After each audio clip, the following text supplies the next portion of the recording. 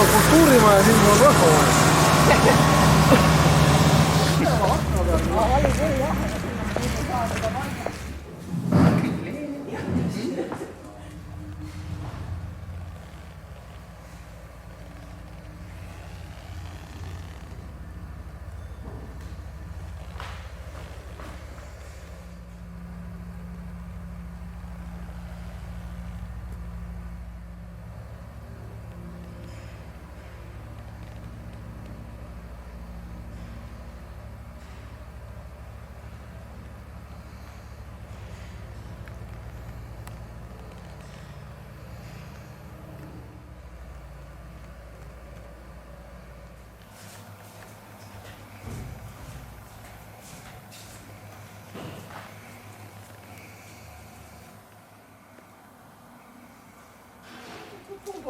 Ma olen kogu aeg kolhoosnik olnud.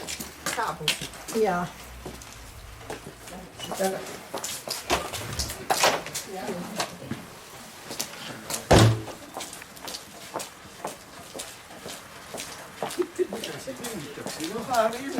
Ja üldkoosolek kohal lähme hiljaks, ei ole ilus jääda. See rool tegi nina peale, kui teedam talle läks. Tere! Tere! Väga vara ei lasta sisse veel või? Ei tea, ei ole sees käinud. Kuldvere palju. Need on juba nii vilkused, et neid ei tasu enam peale. Loosungid ei ole sul üleval. Esimene Vili Aga see on ikka alles olnud, et see on kultuur, see on kuuri, ja. Kus on esimene Vili riigile? Tere! Kus sa olid teed?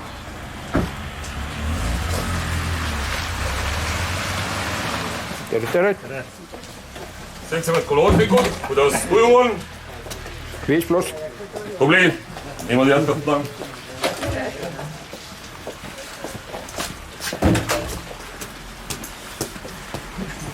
Tere! Tere!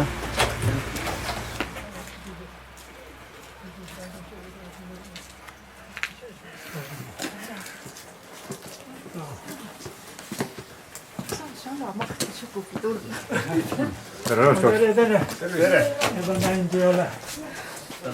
See pilti, ma vaatasin, kuidas Valdur nägi tegema vaid tehtud või kedagi. Ei, noh. Tere kogu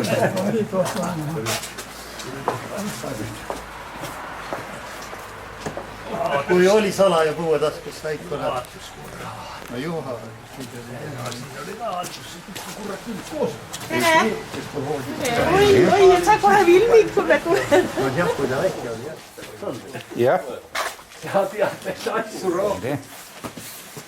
No, ei ma just ütlesin. Tervist veteranidele. See. Tervist. Me oleme õpetanud ühe ülikooli korras ühes klassis. Seal elas siis Aani... Tere! Tere!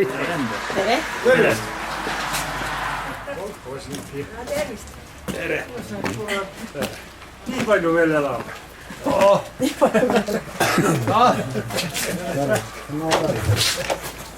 Tere siis. Mul on pildid.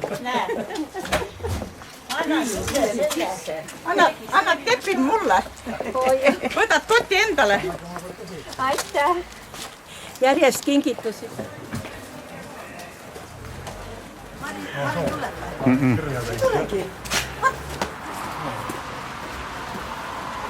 Koha panen sirvi.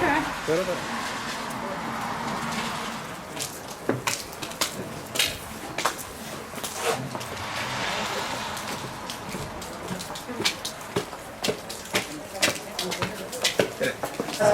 Ma leidsin niisuguseid erinevaid.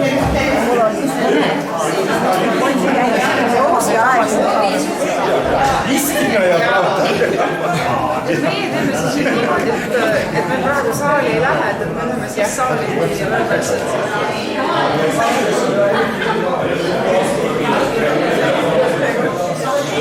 Kes või mis see?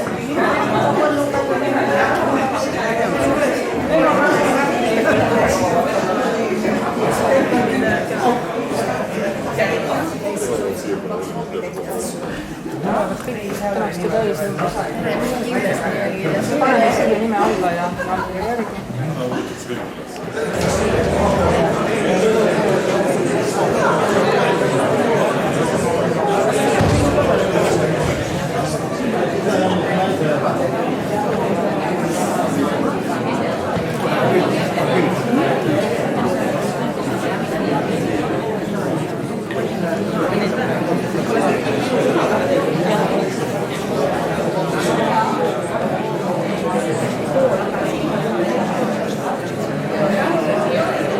Ei ole. Ei, siia. Jää kuskile praegu siia, et meil on 5 kohta.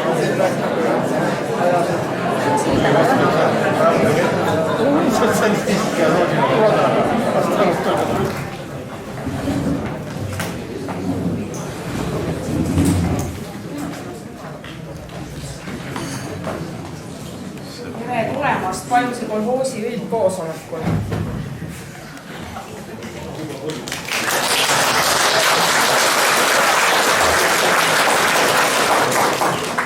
Esimesel aprillil 1993. aastal sai Pajusi kolhoos otsa. Kogu kolhoosi vara oli jagatud tootmise jätkamise eesmärgil aktsiaseltsidele. See oli päev, mil tavalisest töölisest sai peremees. Aeg 1. aprillist 1993 kuni tänase päevani on teil kõigil üht või teistmoodi värskelt meeles. Aga täna läheme koos sinna aega, kui kolhoosi alles loodi. Algab üldkoosolek.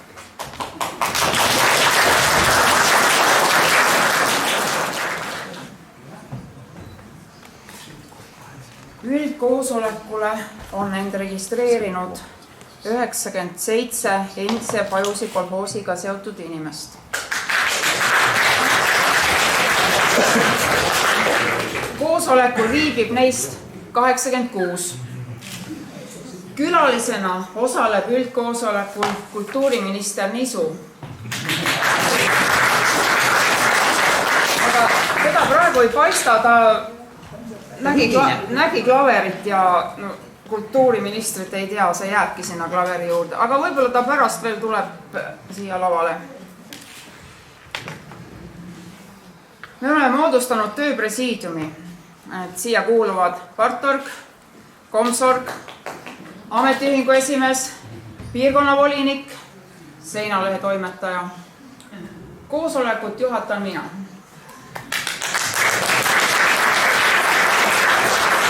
Protokollib seinalehe toimetaja. Tänase üldkoosoleku päevakord on järgmine. Kõigepealt loeng kolhooside asutamine ja elu kolhoosis.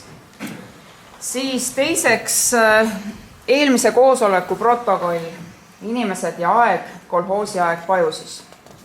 Protokoll tuleb üle vaadata, mis sinna kirjas on. Siis omistatakse aukirju auväärt inimestele. Pärast seda tuleb vaheaeg 20 minutit. Võimalus on külastada puhvetit ja puhvetis on produkt, peaks kõigile jaguma. Ja tänane koosolek lõpeb kontsertiga horoskoobi lauludest. Neid laulavad Põltsamaa kergemuusikakoori ja Pajusi naisansambli, Pajusi naisansambli solistid. Esinejatega võib julgelt kaasa laulda ning esinejatele liile ja kingitusi viia. Ja esinejatel on kingituste vastuvõtmine lubatud. Laulud on laulmiseks valmis pannud kultuuriminister Nisu, no sellepärast ongi ta kadunud. Ja head koosolekust osavõtjad, palun andke nüüd ühehäälselt märku, kes on üldkoosoleku päevakorra kinnitamise poolt. Aitäh, tubli. Asume nüüd päevakorra juurde. Kõigepealt loeng kolhooside asutamine ja elu kolhoosis. Kolhoos, vene keelest kolhos, sõnad lühend sõnadest kollektiivne ja hasiaistva, oli Nõukogude Liidus põhiliselt põllumajandusega tegelev majand. Ametliku versiooni järgi oli tegemist vabatahtlikul ühinemisel põhineva ühistuga. kus tootmisvahendid ja töö olid formaalselt ühiselt kolhoosnike omand ja ainult maa kuulus riigile. Sisuliselt määrati kolhoosi esimees ikka kõrgemalt poolt ja kõikvõimalike määruste abil juhiti kolhoosi samuti riiklikult, ehkki pisut vähem kui sovhoose. Ja see pisut suurem iseseisvus võimaldas hilisemal perioodil kolhoosi liikmel paremini elada kui samasugust tööd tegeval sovhoosi töötajal. Ametlikult oli kolhoosi minek vabatahtlik. Küüditamise tagajärel otsustasid paljud kolhoosi astuda. Kes küüditamistele ja repressioonidele vaatamata kolhoosidega ei ühinenud, neid ootasid ees repressioonid. Kolhoosi liikmetele, kolhoosnikele varem kuulnud maa ja vara läks kolhoosi omandisse. Isiklikuks kasutamiseks tohtis jääda vaid osa hooneid, piiratud hulgal koduloomi ja väike poolehektarine aiamaa.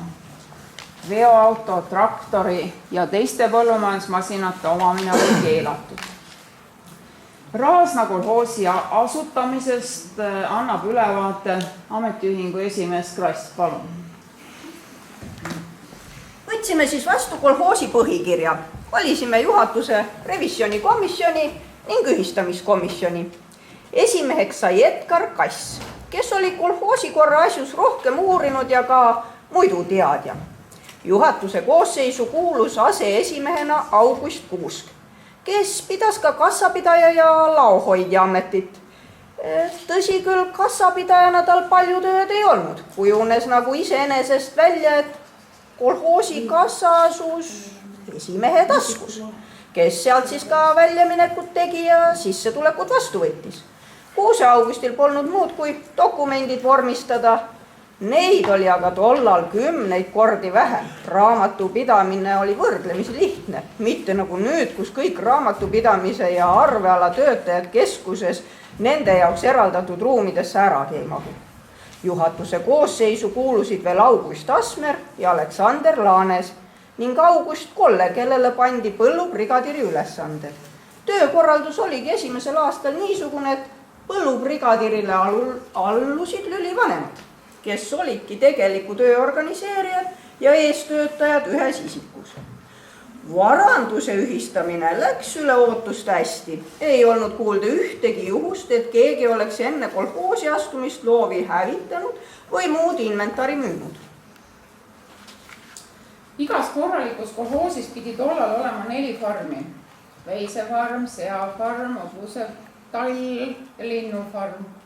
Farmid olid suhteliselt väikesed. 15 lehma või 10 siga või 20 hobust. Lindudega oli üldse nii, et nad rändasid mööda külaringi, et mõnes oli ainult 2 tükki. Hobused olid tollal ajal kõige tähtsamad loomad. Need olid talumehi aastaid teeninud ja kolhoosikorra algusaastatel oli ka nii. Hobusid muutusid vahel ka kasulikuks kaubaks. Piirkonna volinik pikalt räägib nüüd ühe kentsaka loo. Jah, kuna ma olen siis meie kõigi poolt omal ajal sügavalt armastatud miilitsa esindaja ja väideti omal ajal, et Nõukogude miilits oli loll ja harimatu, kohati ei osanud lugeda. Ma siis üritaks selle väite nüüd kuidagi ümber lükata.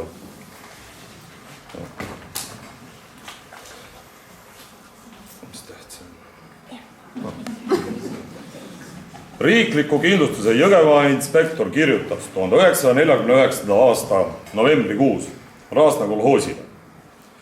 Teie poolt 4. oktoobril 1949. aastal koostatud 7 hobuse huku akti on täiesti fiktiivsed, sest hilisemal juurdlusel on selgunud, et nimetatud hobused on elusalt müüdud karusloomade kasvatusrakule. Loomahuku akt aga koostatakse ainult hukkunud või hädatapetud loomadele kohapealse loomakorjuse ülevaatuse teol. On täiesti arusaamatu, kuidas külanõukogu esimees, kolhoosi esindaja ja 2 tunnistajat võivad hakkama saada säärase kuritahtliku riigiraha väljapetmisega, milline toob kaasa küllaltki karmi kriminaalkaristuse.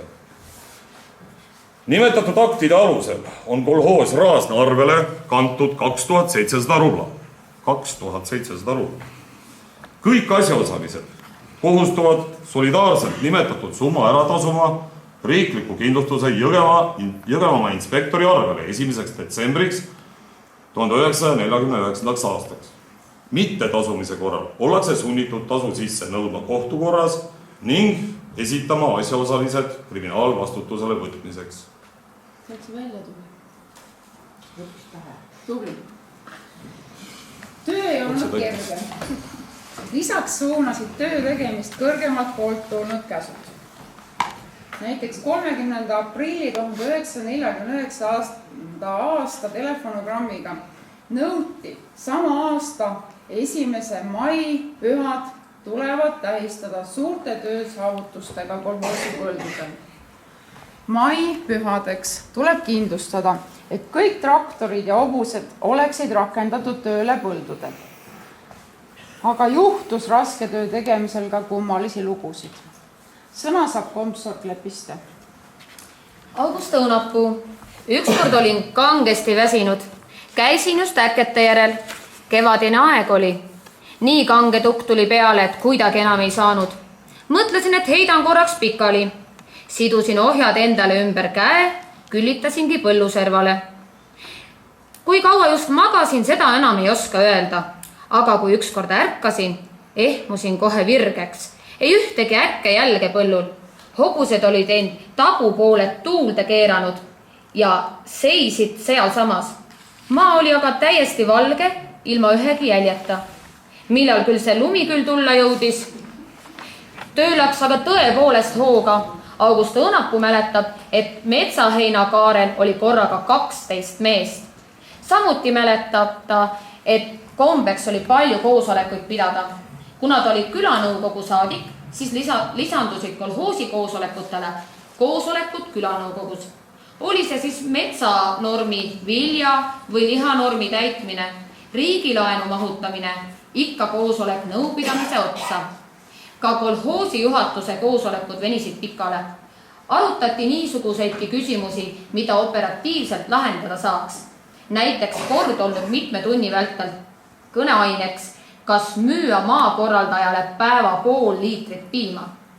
Tema siis vihastanud, töö ju ootas ja pakkus välja, et järgmine kord võiks heinamaal kokku tulla ja vahetevahel natuke tööd ka teha.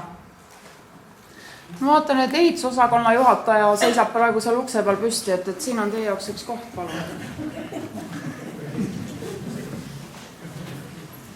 Palun. Naised tegid meestega võrdselt kõiki töid. Kui loomad kokku toodi, hakkasid naised ühiskarja peale. Ametiühingu esimees, palun sulle sõna. Ühistamise aegu andis iga pere oma põllule seemne ja loomale sööda. Aga ega töö kergusest ka juttu polnud. Pangedega sai virtsa kantud, loomad põllul kekitada, piim meiereisse viia, tagasi tulles sai siis nõude tarvis pesuvett toodud. Adaverest tõime peedipulpi. Seal oli niisugune keskuse moodi asi, kuhu pulp kohale veeti. Ise hankisime tünnid ka veel. Pulp oli sagedasti külmetanud ja aitas ainult kuum vesi.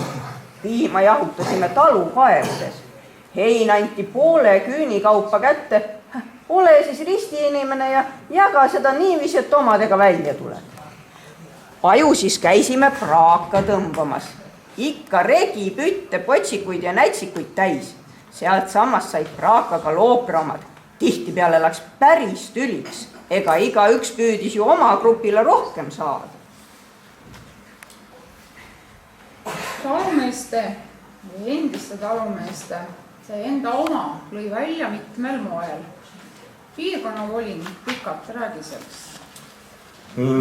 Ausalt öelda enne siia tulekut ma vaatasin natuke arhiividokumente ja sealt selgus, et Pajusi kolhoos oli enne liidus ainukene majand, kus puudus igasugune kuritegevus, aga nüüd raamatust natukene muud tuleb välja.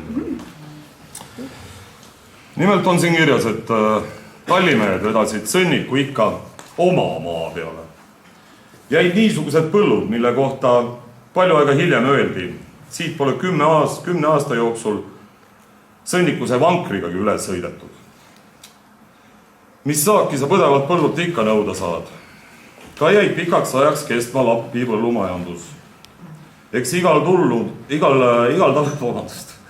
talul olnud omad külvikorrad ja ega neid saanud päeva pealt kummuli keerata. Niisugune lapipõllundus oli takistuseks ka MTJ tööle. Inimeste mõttehaare, kes olid enamasti senini tegelenud ainult oma 10 hektariga, oli samuti väike. Perspektiive näha ei osatud, laia haardega ei juletud peale hakata.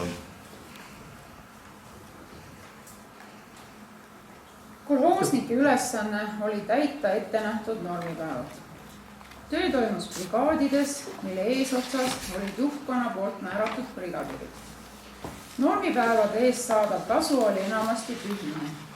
Sageli olid algusaastal kolhoosnike ainsaks elatusallikaks napil õueaiamaal kasvatatud saadused ja paremal juhul ka leht. Hädasunnil toimus pidev varastamine, mille eest oli ette nähtud väga karmid karistused. Arvepidamisest ja aastaaruande tegemisest Evald Hermati silmade läbi räägib komsort Lepiste. Evald Hermat.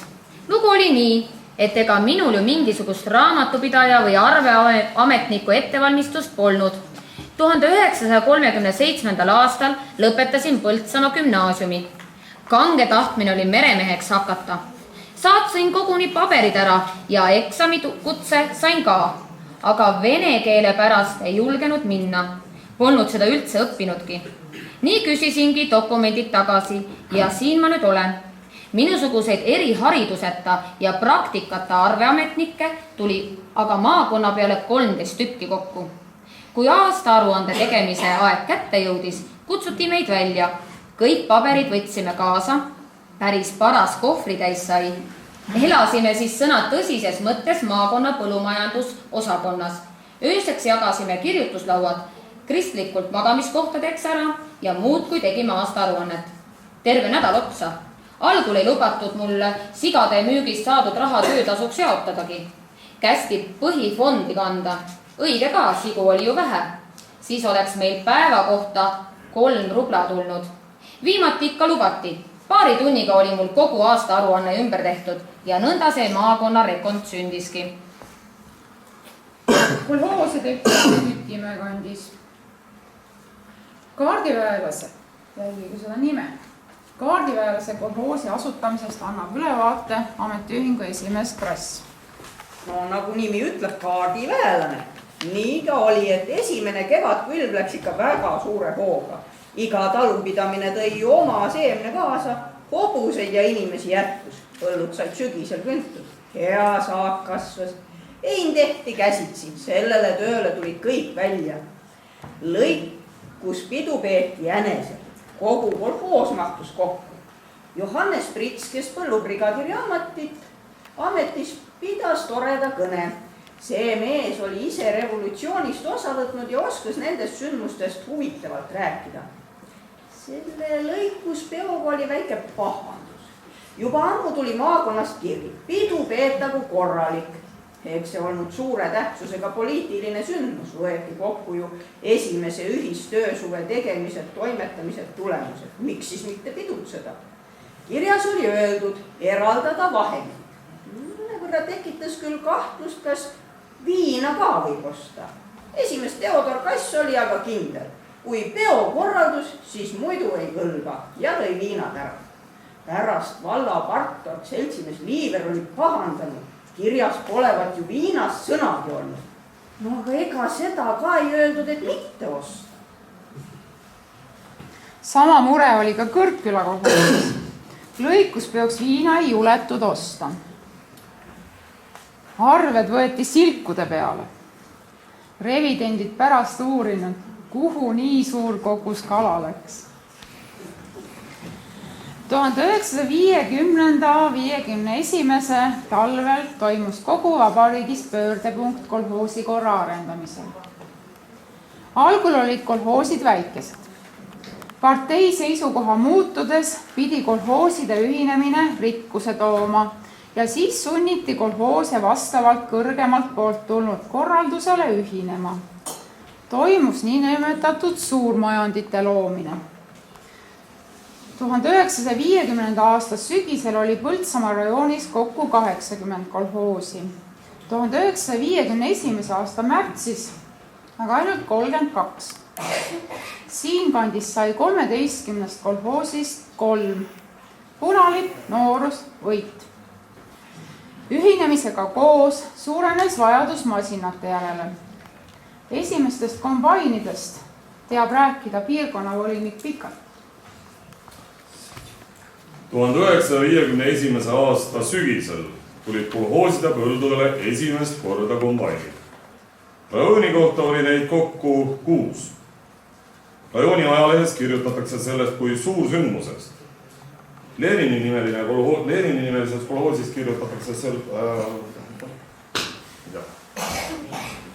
hakkas rukist ja nisu koristama ja peksma kombain S4 Oskar Paborti juhtimisel. Suursündmus suursündmuseks, aga ega neid kombaine nii väga hurraaga vastu võetudki. Julius Tillo teab rääkida, et Kolgajani kandis tulid vanamehed rukkipõllu äärde kombainile vastu. Nemad seda masinamüürakat leivavilja äärde ei lase. Õlilõhn tulevad leivale juurde. Eks niisugust vastasseisu tulnud mujalgi ette. Ikkagi uus ja uudne asi.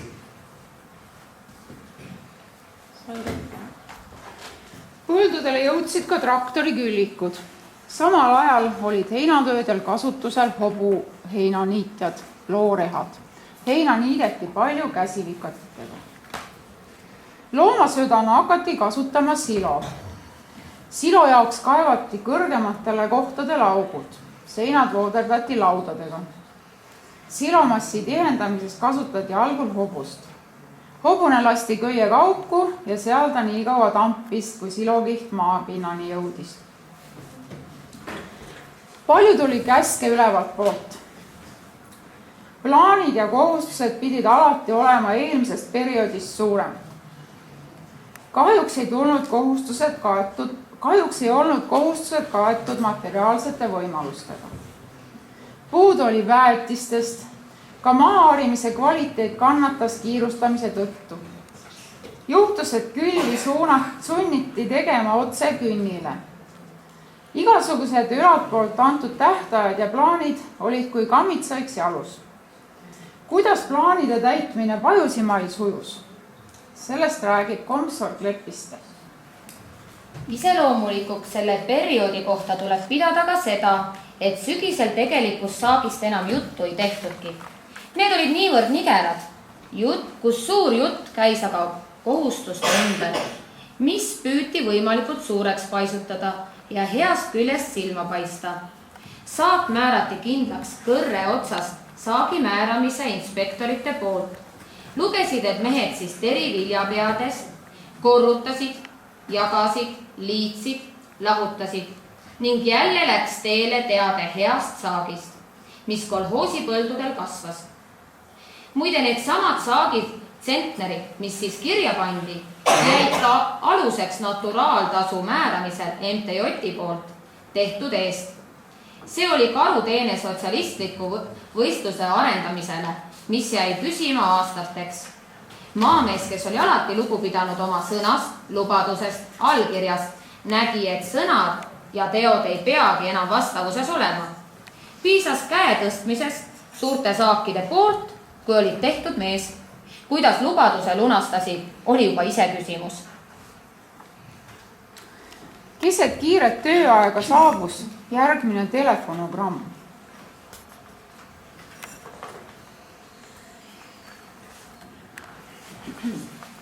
Telefonigramm kõigile kolhoosi esimeestele, rajooni töörahvasaadikute nõukogu täitevkomitee ja parteikomitee konstanteerivad, et teie kolhoosis toimuvad heinakoristustööd ja söötade sileerimine äärmiselt aeglaselt.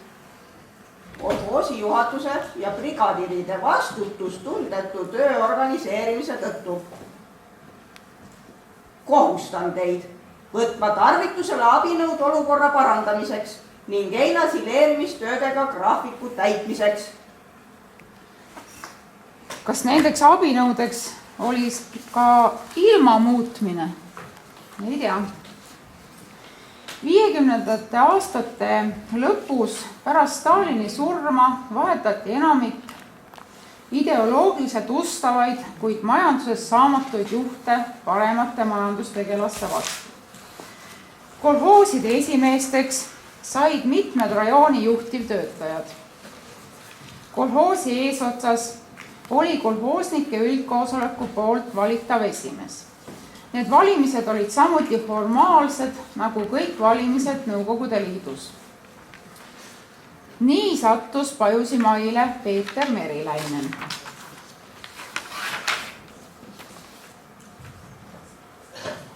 Taimar räägib nüüd natukene.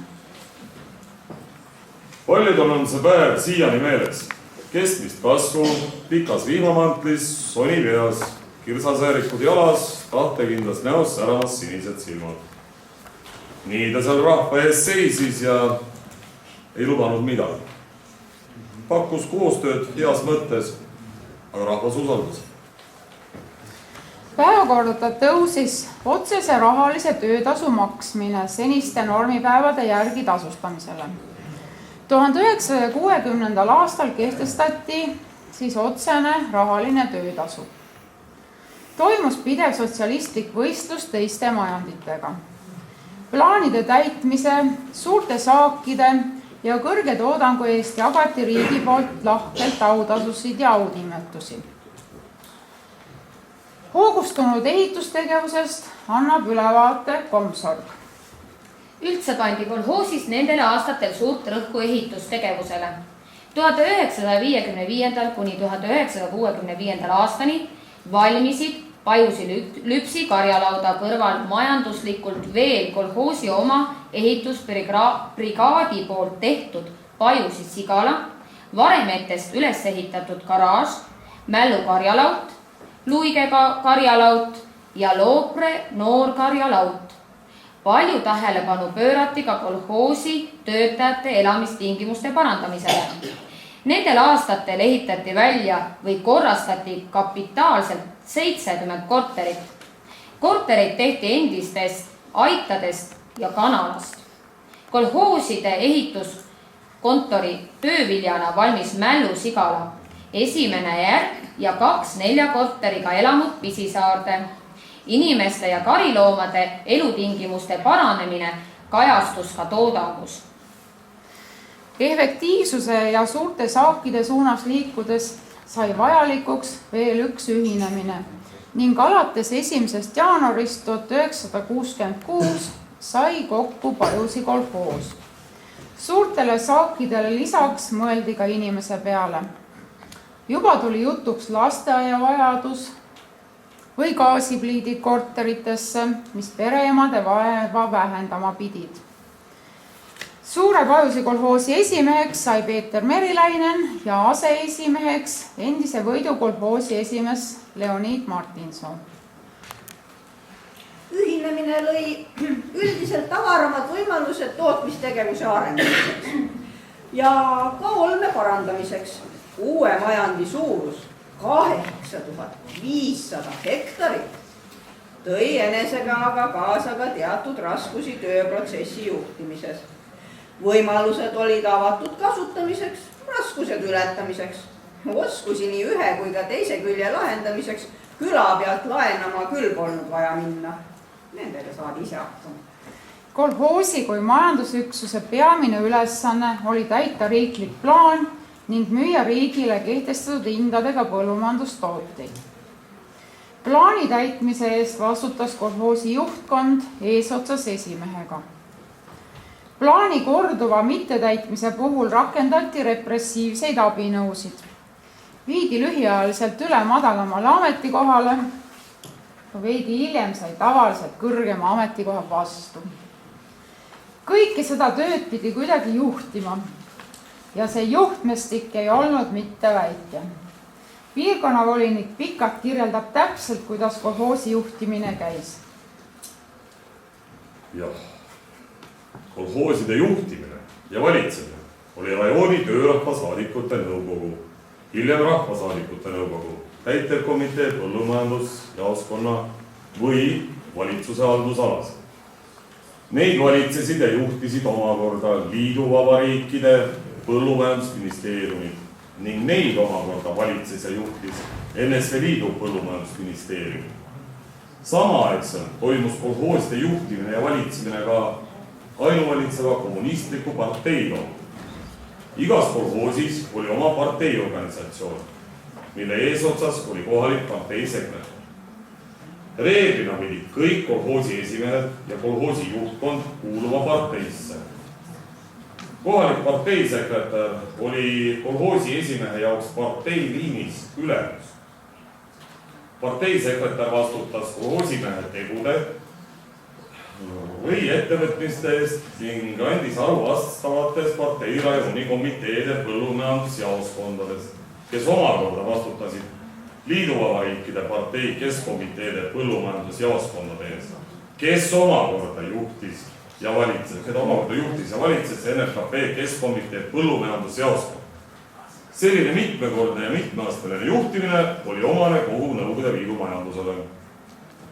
Kas keegi soovib aine kinnistamise mõttes seda korrata? Kõik said aru? Läheme edasi. Juhtmessik oli võimas. Kui juhtideks pääsesid majanduslikult mõelda oskavad inimesed, siis muutusid kolhoosid rikkamaks. Osavamad esimehed organiseerisid kolhoosides abimajandite nime all ja seadusandluse aukude ning bürokraatia saamatuse vahel laveerides sisuliselt tööstust. Pajusimail veini, tärklise tootmine, kalakasvatus, jogurti tootmine, lüümikute tootmine, kärbsepaberi valmistamine, udaramäärde tootmine, betoonist ehitusdetailide tootmine, õmblustsehh, killustiku tootmine ja need kurikuulsad laevad. Tootmisnäitajate, olmetingimuste ja vaba aja sisustamise võimaluste poolest oli endine Pajusi kolhoos üks esirinnas olevaid majandeid. Elu kulges päevast päeva. Kui parajasti tööd ei tehtud, tehti isetegevust, sporti või pidutseti. Nii elati selle korra ajal terves Eestis. Aga ma teen nüüd ettepaneku loeng lõpetada. Te olete ka nõus, eks? Ja üldkoosoleku jaotusmaterjalidest on võimalik täpsustada seda esitatud materjali ning tutvuda uute allikatega. Jaotusmaterjal jaotatakse teile pärast välja. Läheme nüüd teise päevakorrapunkti juurde. Teine päevakorrapunkt on eelmise üldkoosoleku protokolli arutelu. Seinalehe toimetaja Kask on üldkoosoleku protokollile lisanud pealkirja. No ikka teinekord tekivad sellised soovid, et protokoll 1, protokoll 2, aga panime nüüd sellise pealkirja. Inimesed ja aeg. Mis ta pealkiri nüüd oli siis lõpuks? Kolhoosi aeg Pajusis. Kogu protokoll on esitatud raamatu kujul 288 lehel ja köidetud kõvaköites. Protokolli köidetud eksemplari omanikuks saavad kõik üldkoosolekust osavõtjad pärast üldkoosoleku lõppu. Köidetud eksemplari turustatakse ka kõikides hästi varustatud müügipunktides. Nüüd ma annan sõna Seinalehe toimetajale. Palun räägi meile, kuidas toimus selle eelmisel koosolekul esitatud materjali kirjapanek ning mida olulist ja huvitavat sa esitatud materjalist leidsid ning esile tood. Palun. Aitäh. See materjal oli tõesti hästi mahukas. See mahub umbes 9 suurde pappkasti ja selle läbi töötamine viis mind tagasi nendesse aegadesse, kus tegelikult oli ka minu lapsepõlv ja kooliaastad, mitte küll siin kolhoosis, aga eks paralleelid ja sarnasused ole üsna suured. Aga ja need aastad, millest ma mitte midagi ei tea, olid minu jaoks tegelikult kõige põnevamad. Mis mind hämmastas on see, et kui tänapäeva kodanikud kurdavad pidevalt suurenenud paberimajanduse ja bürokraatia üle, siis mul on hetkel praegu siiralt kahju, et ma neid kaste siia kaasa ei võtnud. See on ainult üks väike osa nende kolhooside arhiivist, kus iga liigutuse peale tuli võtta luba, koostada taotlus, esitada kooskõlastamiseks dokumente. Nagu siingi ennem märgiti, et poole liitri piima ostmiseks kolhoosist tuli täita 3 dokumenti ja seda arutati üldkoosolekul ja väga paljudel juhtudel seda taotlust ei rahuldatud. Ja mida edasi sinna kaustadesse sai süvenetud, siis kui algul tundus, et kõik väga tõsised paberid seal nende kaustade vahel, siis vahel jäi näppu ka üsna naljakaid. See ei saanud küll siia raamatusse, sest siia sai muid toredaid asju. Aga mul on see eredalt meelde jäänud, et mulle isiklikult tundus, et tollase kirja koostas muulane või muukeellane, sest eesti keeles lugedes on selle sisu enam kui kummastav. Ja see oli siis pärit 50. aastatest ja see oli saadetud siis kolhoosi esimehele selline käskkiri. Kohustan kolhoosi esimeest isiklikult vastutama tõumärade õigeaegse paaritamise eest. Rahatrahvi tasumine ei vabasta esimeest oma kohustuste täitmisest. Et seda paberit lugedes mul tekkis kohe mõte, et kuidas küll tollane esimees pidi seda kohustust täitma. Aga küllap ma arvan, et oli mõistlik mees ja ta kõikide vahendeid kasutades hiilis sellest kohustustest kõrvale, sest Pajusi kandis küll hobusena, aga inimesi näha pole olnud. Ja seal oli veel huvitavaid asju, et tuli korjata akaatsia seemneid. Kui ma rääkisin siin ühe kohaliku elanikuga, siis ta kinnitas, et akaatsia seemned on täitsa olemas Eestimaal, aga kuidas neid nagu iga üks pidi 5 kilo korjama, et kuidas see küll välja nägi, ma ei kujuta ette.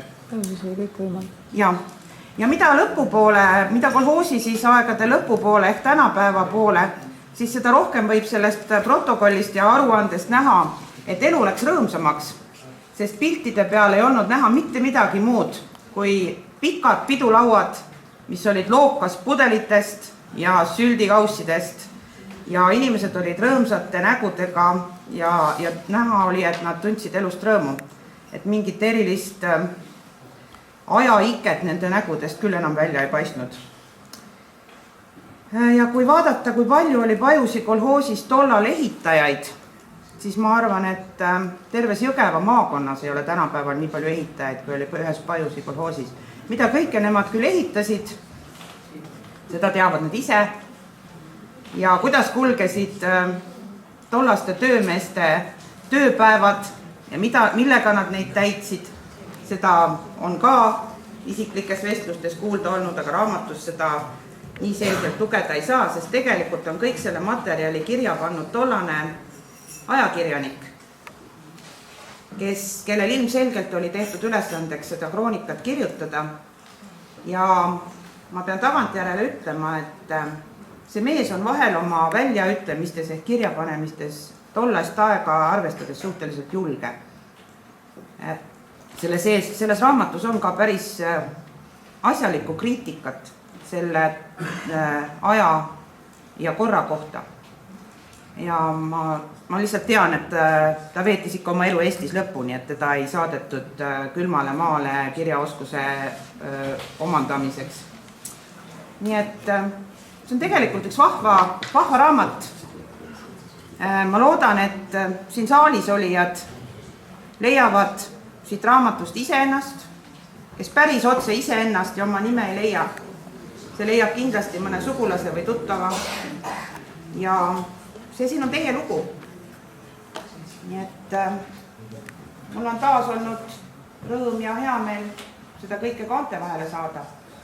Ja selle eest, et see raamat olemas on, peab olema eelkõige tänulik kõigile teile, kes te siin saalis istute. Sest see on teie elu ja teie aastad.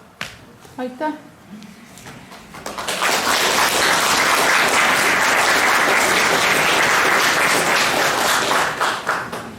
Loeme teise päevakorrapunkti lõppenuks ja läheme edasi 3. päevakorrapunkti juurde. Aukirjade omistamine. Omistada aukiri koos lillekorviga.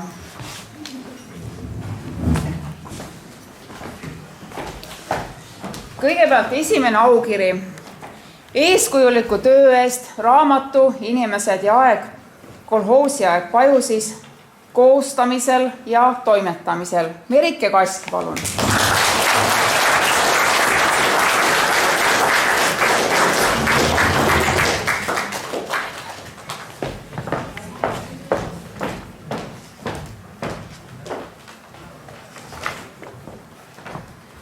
Omistada aukiri koos lillekorviga.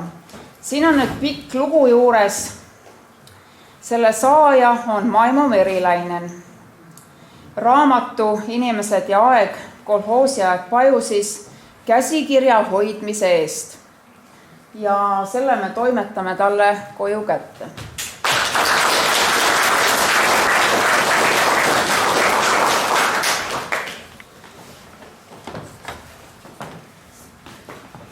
Järgmisena aukiri koos lillekorviga. Eeskujuliku töö eest raamatusse Inimesed ja aeg, kolhoosiaeg Pajusis fotode tegemisel, hoidmisel, esitamisel. Heino Suting. Järgmine aukiri koos lillekorviga. Eeskujuliku töö eest raamatusse Inimesed ja aeg, kolhoosiaeg Pajusis materjali kogumisel ja esitamisel. Lembit Paal.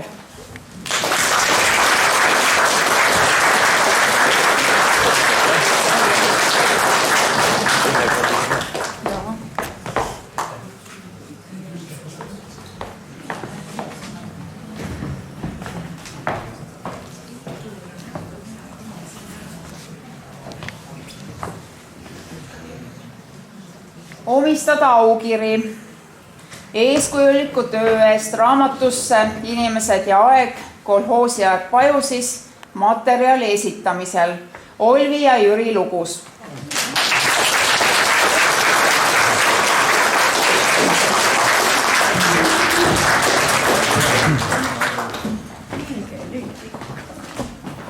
Palju. Aitäh.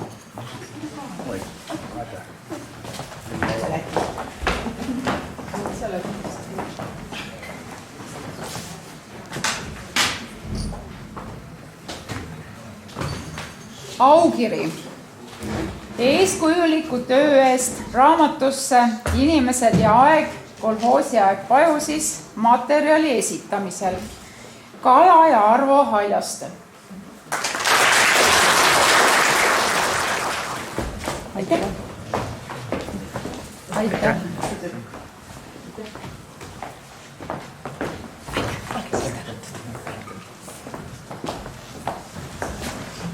Ja minu käes on üks raamat, millel ei ole kaasas ei aukirja ega lillekorvi, aga siin on nüüd kaasas sellised sõnad. Üks härrasmees ütles mulle üks päev, et kuule, kusagil peab olema see käsikiri. No see käsikiri, mille see Enn Vahemets kokku kirjutas, no ta peab kusagil olema. Ja kusagil peab ka raha olema, et see tuleb kuidagi kaante vahele saada.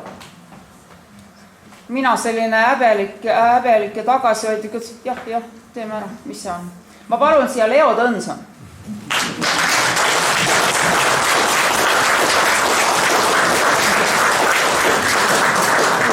Aitäh, sina oled kurja juur. Raha võid siia jätta, Leo.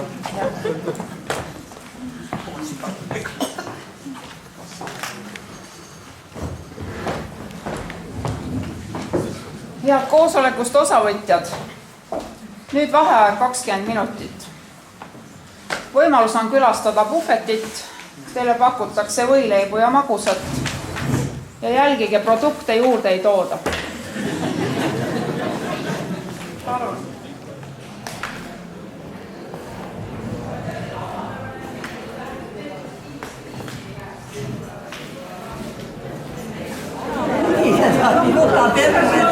Saia ka ja.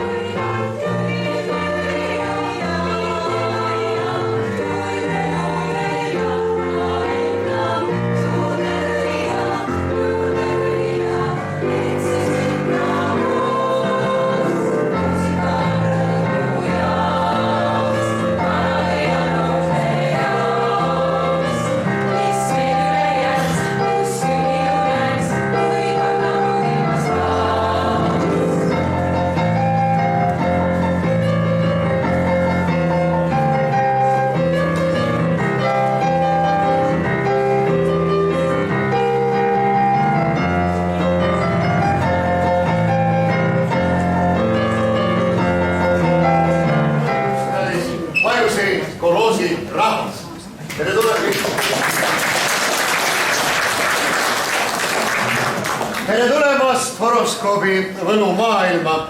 Me viime teid aastasse 1968.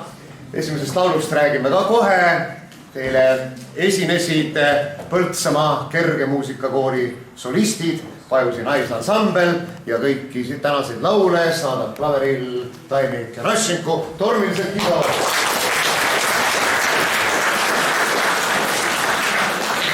Ja nagu nõukogude ajal kohaneda võite ka saalist hüüata vahel igasuguseid asju, näiteks õige, hurraa, kas need on kõik pastikud asjad?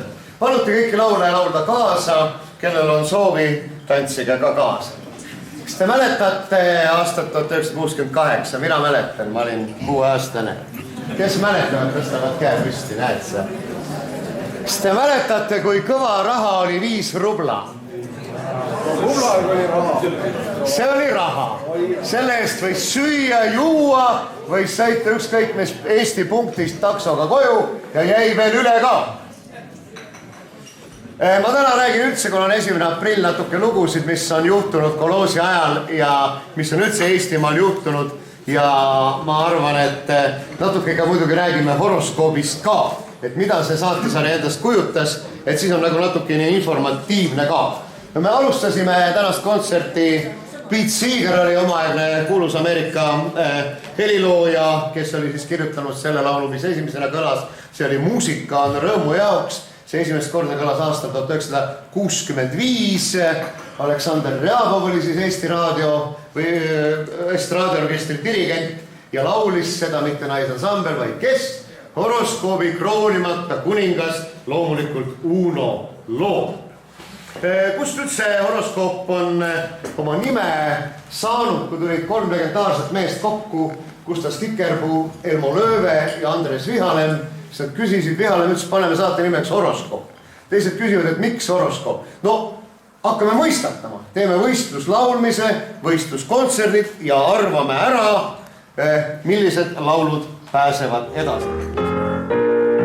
Väike tüdruk olin ma, sõitsin isa põlve, mulle gloobust näitas taat ja nii ütles mulle, siin on mered, siin on maad, papagoid ja ahvid. Väike tüdruk otsemaid kõiki näha tahtis neid. Aastad läksid tüdruk see, suureks kasvanud ongi, sõita võib ta lennukis, autoga ja rongis,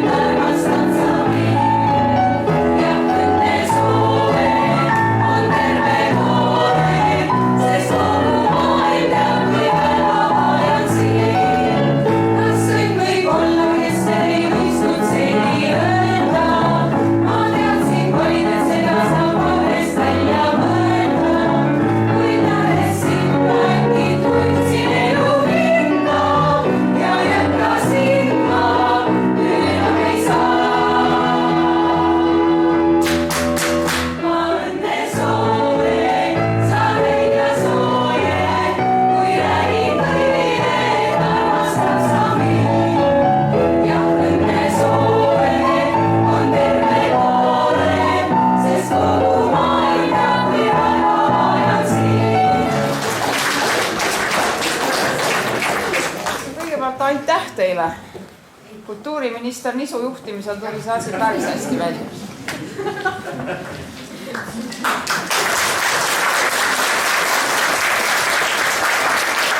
Ma palun siis kõigepealt tulegi kultuuriminister Nisu, sulle väike kinnitus.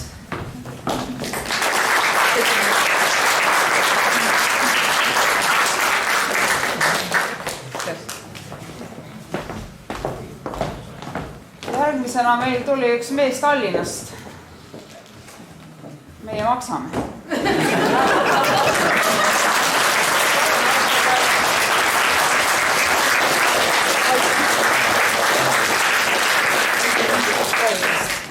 Pajusti kulus.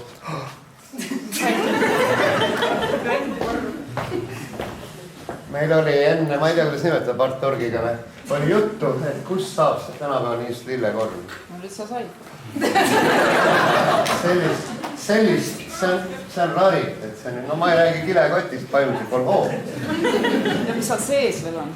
Seda ma ei ole veel vaadanud. Selgub, et 68. aastal tegi Pajusi kolhoos juba kilekotte. Mine ära.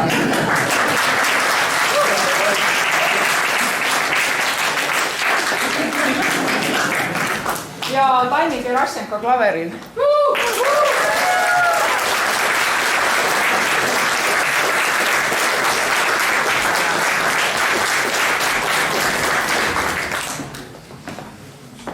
Ja head lauljad, teile ka kõigile lugemist, et siin küll laulusõnu sees ei ole, aga võib-olla ka mõne pildi järgi kannatab päris hästi laulda, et kuidas see traktori laul oli.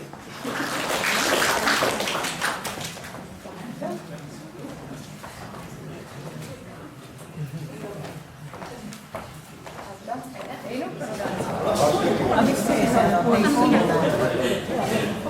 Aitäh.